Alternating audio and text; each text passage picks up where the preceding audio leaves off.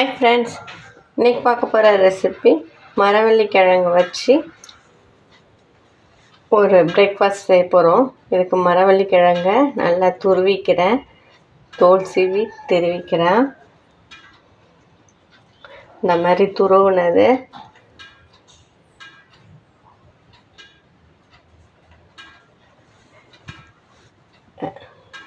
ரெண்டு ஸ்பூன் எடுத்துக்கிறேன். இதுக்கு 1.5 கரண்டி கடலை மாவு, 1 கரண்டி அரிசி மாவு,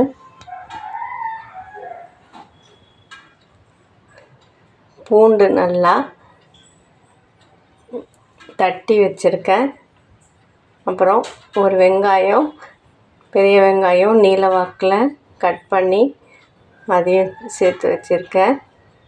இது சில்லி பவுடர் 1 டேபிள் ஸ்பூன்,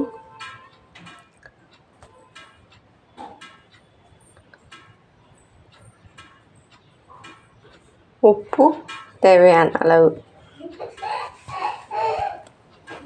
கலந்து கொஞ்சமாக தண்ணி ஊற்றி பிசைஞ்சிக்கிறேன்.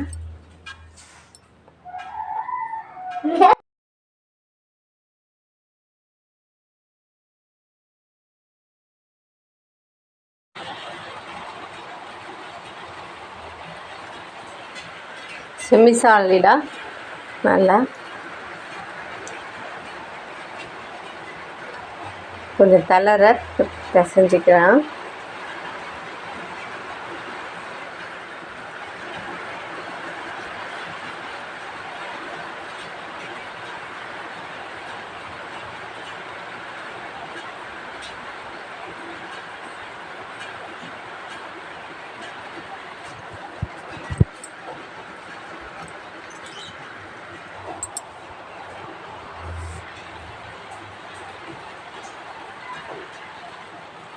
இப்போது இந்த அளவுக்கு பிசைஞ்சிக்கிட்டேன்.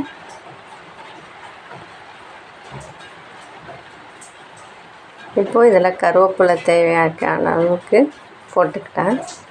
இப்போது இந்த தோசைக்கல்லில் தட்டி சின்ன சின்னதாக அடை மாதிரி தட்டி எடுத்துக்கலாம்.